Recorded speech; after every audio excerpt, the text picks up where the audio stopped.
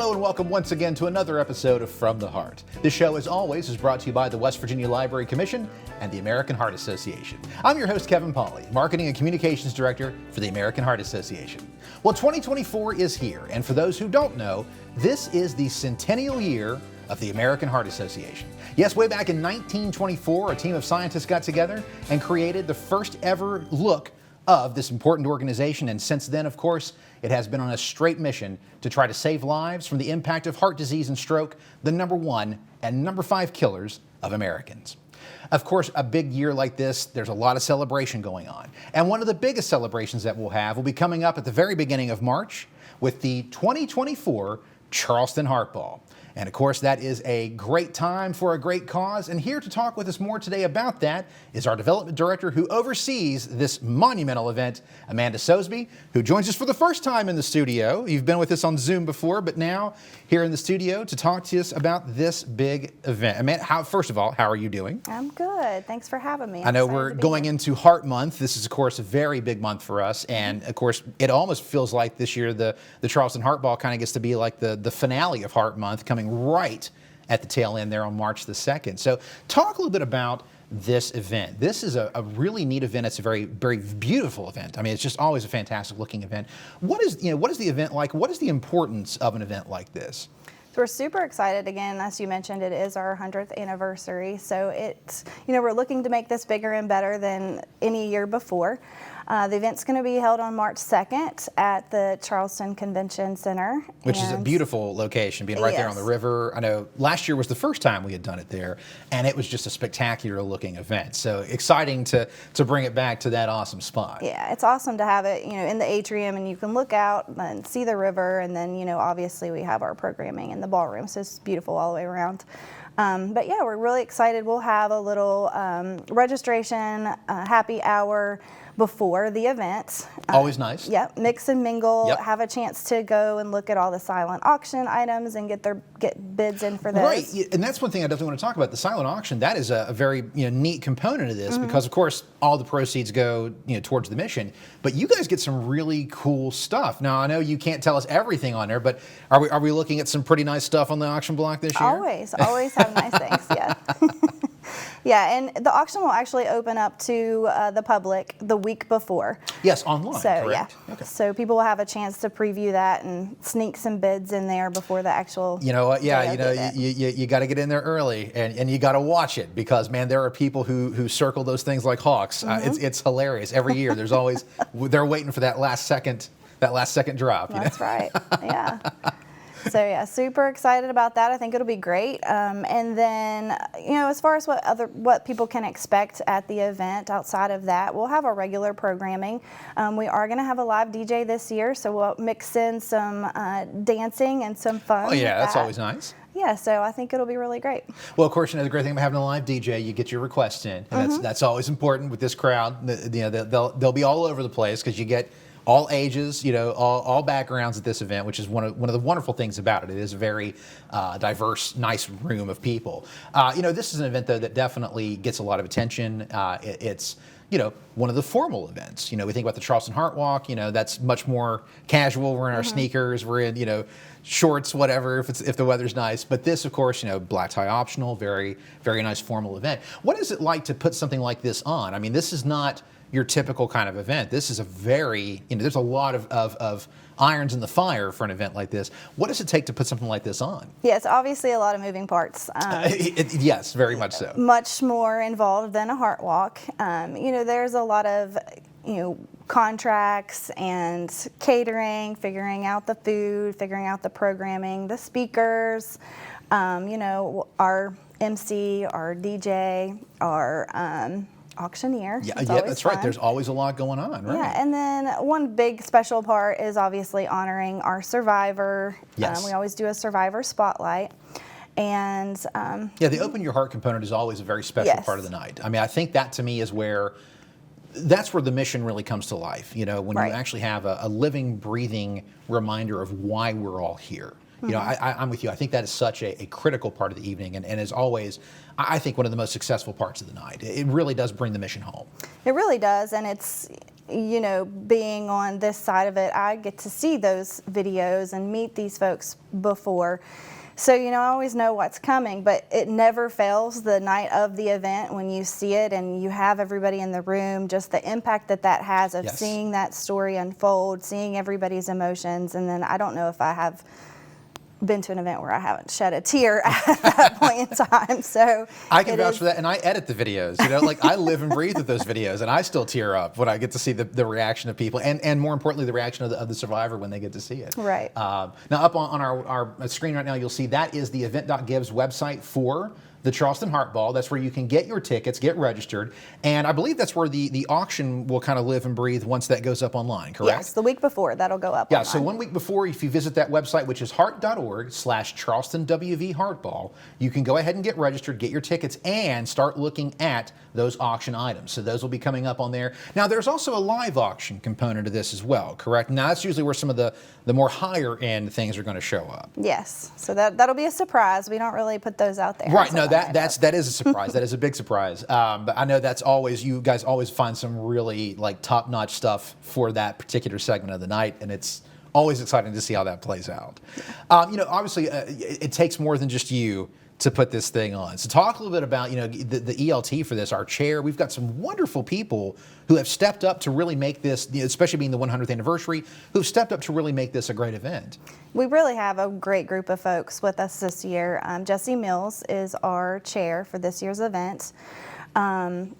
I may forget people if I run through You've this got a list. lot. We've I got understand quite that, a few, but we've got Dave Mills, her husband, Sam McCowan. They're both from United Bank. Amber Miller, who we know, Hillary. Oh goodness, yes, and she is an absolute, like, I mean, that woman. You tell her to get something done, it's going to get done, and it's going to get done like that. Yes, so she's helping out as well. We also have, I'm trying to think, Gina Jones. Oh, nice. And Dr. Christy Robinson, who's actually going to be our 2025 chair, so she's joined the Oh, so she gets to kind of like get a feel for what that's going to be like now. Yeah, that's all right. Learning everything, learning the ropes now, and checking everything out. Who else? Michelle Green. Great. From Bristol Myers. Well, the nice thing is, too, a lot of these people, I've seen them at the Heart Ball in the past, so they know what the event's about, and so that's great when they come on board like this because they've been there, they know what to expect, but then you know that they've also got that passion built in to really want to see this event be a success. Now, I've always found that that's one of the great things about the ELTs that you've put together for this event is everybody, like, they get it. You know what I mean? Like, everybody understands what this is for and what it's about, and they make it a very nice event. We also have Brett Harper. I can't leave him out. Oh, yes, he was Brett. our chair from last year. He was our chair from last year, right? And he did such a great job with that last year too. He was a wonderful chair. So it is really great to see that continued connection, you know, that people enjoy. I know, and we're going to show here in a little bit the PSA that we did with WCHS for this year's event. But Jessie, of course, came out to be a part of that since she's the chair. And she was talking about like how much fun she's had at Heart Balls in the past. And it's like, yeah, that really does help. You know, when you have a chair who knows the event, who's familiar with it. Yeah. Now, Jessie, of course, I mean, she really is excited to be the chair. How has it been working with her, you know, getting this thing ready? She's awesome. She's always willing to help in any way she can. She's got a lot of connections, so she's really opened some doors for us in different areas, and you know, with sponsorship and just other people joining the ELT, and of course the auction items. Of course, so yes. She's been a big help. Talk a little bit about just the importance of this Heart Ball. You know, the money's raised that night, whether it's through the auction, like live or silent, donations, open your heart, the tickets themselves. What is the importance of this event? Well, you know, as you mentioned at the very beginning of the show, heart disease and stroke are the #1 and #5 killers of all Americans, especially for women, today being Heart Month. You know, yes. Start of Heart Month, which is what I've got my shirt on for. Yes, ma'am. So 1 in 3 women are affected by heart disease. So it's just so important to raise that awareness, I think. And, you know, most of it is preventable if, you know, you are aware and know your numbers and, you know, get into the doctor and take that action. So it's just important to raise awareness and then to continue on the research and development to keep, you know, growing in that aspect to help folks who do suffer from different chronic heart diseases. You know, it's one of the things we talk about at the Heart Walk. Okay, let's just going to go to another event here. But, you know, at the Heart Walk, you always see the red cap and white cap survivors. Red caps are people who have survived heart white for stroke. And I think it's interesting that every year we're seeing more and more people wearing those hats, which means that's more and more people who are surviving these diseases. And I think that's really, to me, what I always look at when you look at the research and the development. That's what it's really going towards. It's easy to think of it as this nebulous thing, just scientists in lab coats on, over their microscopes. What it really is, though, is it's more and more people who are alive and breathing and with us today. People who are celebrating Christmas and Thanksgiving and birthdays and all those wonderful things that you kind of take for granted in the grand scheme of things. But more and more people are here to do that, and it's because of events like this. So I think that's really important for people to understand. When you buy your ticket to the Heart Ball, when you buy an auction item, it's not just, you're buying a ticket to come out to the event, and it's not just you're taking something home with you. You really are making an impact. For you, you've been, how many years now have you been with the association? 3. 3, so the big 3, okay. What has it been like for you to see this event continue to grow and to be a part of the mission on that level? For me, so my dad is a heart survivor, and so for me it's very personal on that level. Also my grandparents and others in my family have had heart issues and heart disease. So, on that note, it's super impactful for me. But seeing and being at these events, especially you mentioned the heart walks, when you are there in person and you get a big picture of all those walking around in the red and white caps, and you really get to see the work that you're doing. It matters. How much it matters. Yes, it does. So. I'm with you. I think, the first time I worked a heart walk, my first year here, all those years ago, when you know that there are children who are impacted by it, I think that's where it really kind of hit me, was knowing that it's not just an adult disease. There are children who are walking around today who are survivors of congenital heart defects, or in the case of our survivor last year, Hillary, had a stroke in utero. Came out into this world facing that adversity. And those kids are here today because of the work that we put in and because of people who come out to these events, who buy their tickets, who buy the auction items. All of that matters. Yes. And I think that's just so critical, really. Absolutely. And truly. Before we break up from this segment, we do have our WCHS TV spot for the Charleston Heart Ball. We were lucky to get Jesse to come into the studio and shoot this with us. So let's take a look now at that TV spot, which you'll be seeing airing on WCHS and WVAH Fox 11 throughout the month of February. Let's take a look. Charleston, let's party. Join us for the 2024 Charleston Heart Ball. Be the Beat, Saturday, March 2nd at the Charleston Coliseum. Join us in the fight against heart disease and stroke, the #1 and #5 killers of Americans. It'll be an exciting night, complete with live and silent auctions, a live DJ, photo booth, and more. And you'll help save lives right here in our region. Come celebrate the 100th year anniversary of the American Heart Association. And help be the beat for West Virginia. We'll see you there. A huge thank you to our friends at WCHS TV, Gina Marini, who will be helping MC this year's event. And of course, you saw there our chair, Jesse Mills. Amanda, as we're wrapping things up, remind people again, when, where, how do you get tickets to be a part of the 2024 Charleston Heart Ball? It's March 2nd, Charleston Convention Center, and it'll be from 6 to 10 p.m. You can get your tickets online at www.heart.org/Charleston West Virginia Heart Ball. Or you can always give us a call. If you look it up on the website or give it a quick Google, you can find one of our numbers and we'll be happy to help you get a ticket. There it is, ladies and gentlemen. There's no reason to not be a part of the super exciting 2024 Charleston Heart Ball, helping celebrate the 100th anniversary of the American Heart Association. We're going to take a quick break, but when we come back, we'll be talking with one of the survivors that you'll see that night at the Charleston Heart Ball, and who is also a new spokeswoman for our Go Red for Women campaign, celebrating its 20th anniversary this year. We'll talk with Elizabeth Farrell right after this.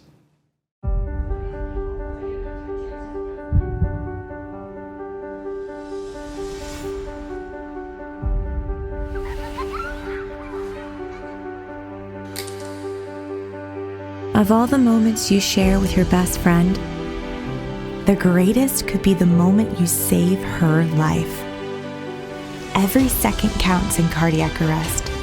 Learn hands-only CPR and be the difference for someone you love.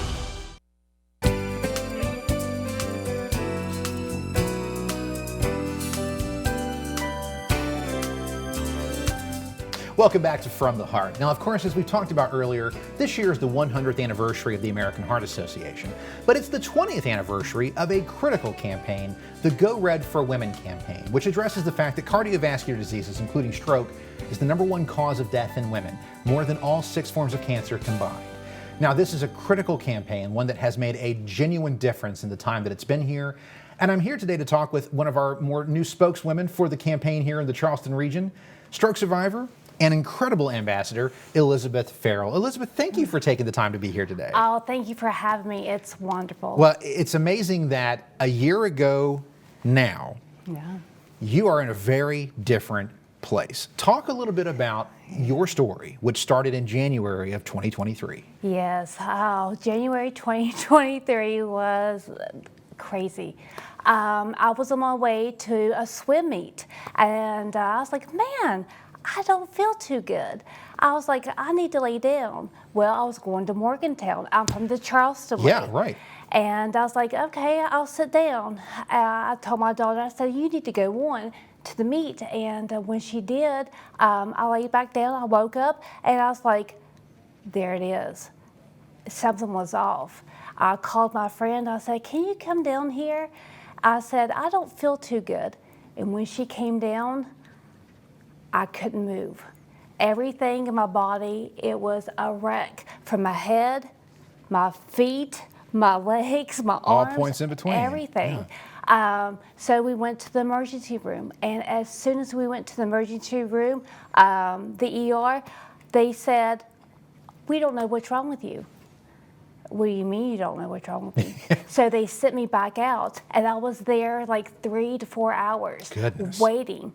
And they said, okay, we're going to put you in a room. And it was the weekend. Nobody's going to work with me on the weekend. Yeah. Gosh.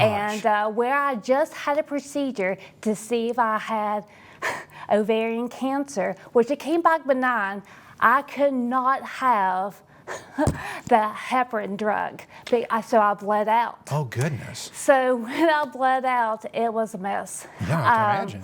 So then it was the weekend. Then they came around on Monday and they said, okay, you had a stroke. I had a what? Yeah. A stroke?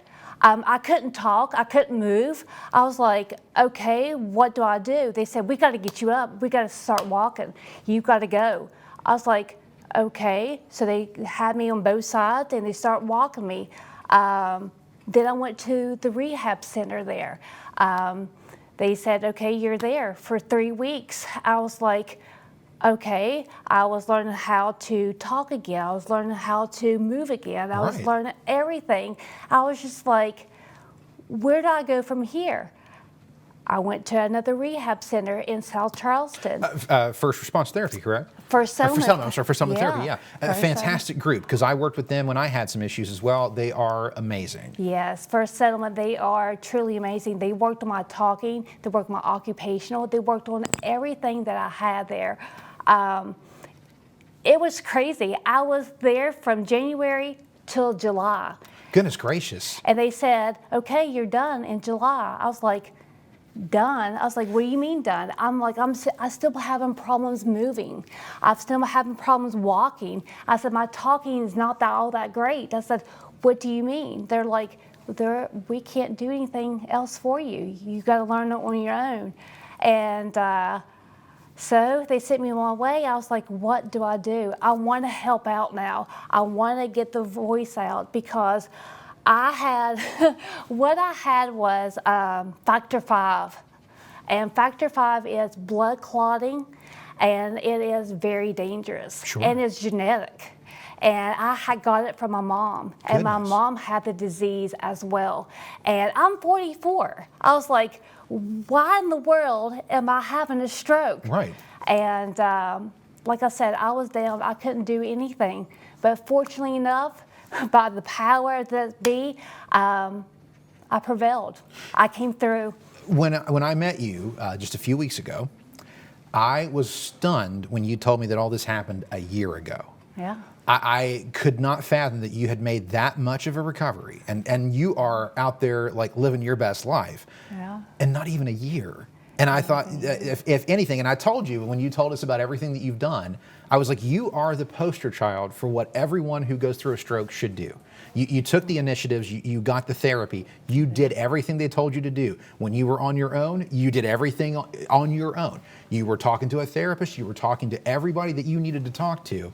And here you are sitting in the studio with me today, and I would have no idea that you'd had that happen to you a year ago. That is stunning. You really, truly, if anybody put the work in, Elizabeth, you put the work in. Oh yeah, I had to because of my kids. My kids were my #1 priority, and if it wasn't for them, the main focus, I wouldn't be here. I still have troubles in little aspects, but I still. You're only a year out too, man, and look at where you are now. It's with that in mind, I want to take a look. You have come on board to be so graciously one of our spokeswomen for the Go Red for Women campaign, which again, this is the 20th anniversary. We were able to work with our friends at WCHS to put together 2 different spots, one that will run with the morning crew and one that runs in the evening. So let's take a look now at these beautiful spots involving Elizabeth, our friends at CHS, and 2 other survivors who are just wonderful friends of ours, Sarah Parcell and Hillary Gore. We'll take a look at those right now. Cardiovascular disease is a leading cause of death in women. For too long, heart disease and stroke have taken the lives of women we love.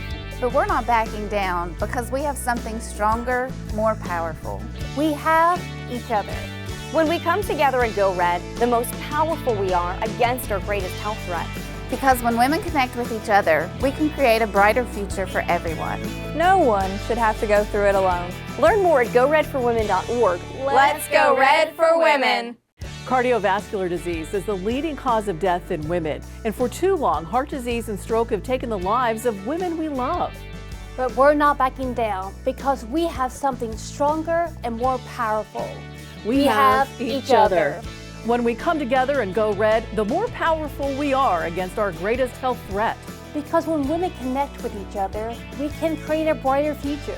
Learn more at goredforwomen.org. Join us and Let's go red for women.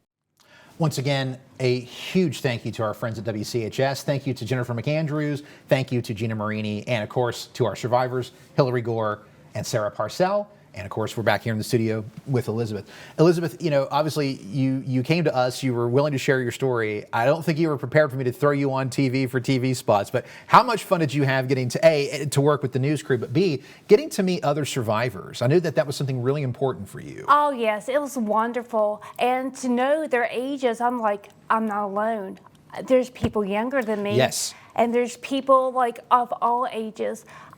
It was wonderful. And from where they were. I mean, they were from Fayette, Monroe County. I was just like, oh my gosh, you're not close, you're away. I was just like, that was remarkable. Yeah, and you know, Sarah was our first ever national Go Red for Women spokeswoman from West Virginia, which was a huge honor. We were shocked when she got it. We were so thrilled.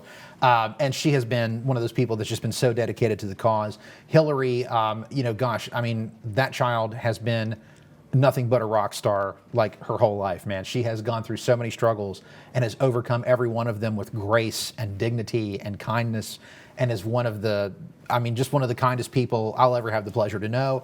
You fell in suit with them immediately. I loved the fact that you guys got to get together, take your selfies, be on the set together. You know, as a survivor, you know, what does it mean to you to be a part of this campaign? Oh, it means everything. I mean, at first, before I had it, I didn't know much about it. I mean, I didn't. I was like, oh, go red, oh, stroke, whatever. But now that I had it, I'm just like, okay, this is important. So many people have had this, and so many people, they can't walk, they can't talk, they can't do anything. And I want to be an advocate for them to say, hey, you're not alone. You will make it. You just got to give it time, and you'll do okay. Well, and I think that's definitely something you've done really well. And I know we're excited to have you at the Heart Ball this year. To circle back, you know, to the Heart Ball, that is going to be a really great night, and we're so excited to have you there to share your story. We'll be working with you on that. You know, looking at where you're going from here. What are you excited about? What are the things that you're wanting to do as a survivor? You know, now that you've got, you're living your best life, you're out there, what are some of the things you want to do? Oh my gosh, what do I want to do? I want to get the word out. I want Absolutely. to raise money. I want to help out each way that I can possibly. I want to talk to people, say, yeah, I talk to people. I said, hey, I had a stroke. And some people are like, you had a stroke? Right. And then they tell me their stories, or they tell me somebody else's story. I'm just like, oh my gosh. But I'm not alone. No. And so many people had a stroke. I was just like, oh my gosh. But it's more common than what you think. But I want to help out. I want to help out any way that I possibly can, because it is an important event. I mean, it is an important. Well, it's definitely for you. It's become like a real crusade. I think it's definitely something you are taking. And that's the great thing about getting to share your story, is that you take your story and you've overcome this, and you use that to inspire others that they can also make those same moves. And I tell you, Elizabeth, that those stories matter. I tell people all the time, our survivor stories are the most important stories we share, because they are the stories that matter the most. And I want to thank you for taking the initiative to be a part of the Go Red campaign, to be a part of our Heart Ball, to get out there and to put yourself out there like that. It's not easy. It's not. I always say there was a poll that showed that there are more people have a fear of public speaking than they have of death. And so you've been out there public speaking. You're here today. You've been doing commercials. You're doing videos. You're doing all these wonderful things. And you're doing it all for just the exact right reason, to make a difference. And I just want to say thank you for that. We're getting ready to cut out here. But before we head out, any last thoughts you want to share with our audience about Go Red for Women, about the Heart Ball, about your story? Any last things you want to share? I just want to share, get the word out. I mean, honestly, it is to my heart. It goes through my veins now. Just spread the word and get involved, okay. right? Yeah, get involved where you can. Yeah. Well, you know what? I think that we're excited to work with you, not only for the Heart Ball, but I know we will have a partnership with you throughout the future. And we're honored to have you as one of our spokeswomen, especially for the 20th anniversary of Go Red. Thank you so much for taking the time today. Thank you so much for sharing your story.